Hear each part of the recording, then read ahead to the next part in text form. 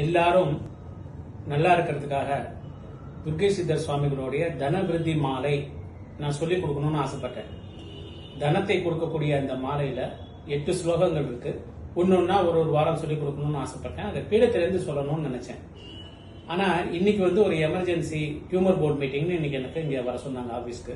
Tumour board அப்படிங்கிறது cancer பேஷண்ட்டுக்கு எல்லா டாக்டரும், ஆன்காலஜிஸ்ட், ரேடியோ தெரபிஸ்ட் எல்லாருமே சேர்ந்து உட்காந்து ஹெர்பல் ஆன்காலஜி, ஹோமியோபதி, ஆயுர்வேதா எங்க டீம் மொத்த டீமும் உட்காந்து இந்த பேஷண்ட்டுக்கு என்ன பண்ணணுங்கிற டிசிஷன் மேக்கிங் தான் அந்த டியூமர் போர்டுன்னு பேரு. அதுக்காக இங்க வந்தேன். ஆனா இன்னைக்கு இந்த நாளை நான் விடுறதுக்கு எனக்கு இஷ்டம் இல்லை. இன்னைக்கு அருமையான ரமா ஏகாதசி அல்லது ராம ஏகாதசின்னு சொல்லுவோம். இந்த ஏகாதசி ரொம்ப ரொம்ப விசேஷமானது. 1000 அஸ்வமேத யாகம் பண்ண புண்ணியம் கிடைக்கும், பலன் கிடைக்கும் இந்த ஏகாதசி வரதா இருந்தான்னு சொல்றது.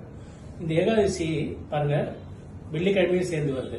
வெள்ளிக்கிழமையும் சேர்ந்து வருது, மகா நட்சத்திரமும் சேர்ந்து வர்றதுனால இன்னைக்கு ரொம்ப அருமையான நாள். இன்னைக்கு அதை சொல்லி கொடுத்துடலான்னு இப்ப நான் சொல்றேன்.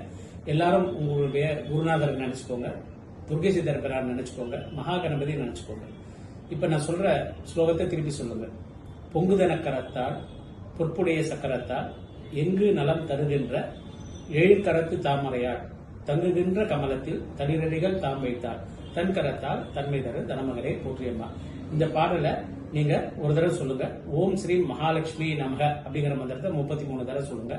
இதை சொல்லி பால் சக்கரை சேர்த்து நைவேத்தியம் பண்ணுங்க, நெய் விளக்கு ஏற்றி வழிபடுங்க. நல்லா இருங்க. எல்லாருக்கும் என்னுடைய தீபாவளி வாழ்த்துக்கள்.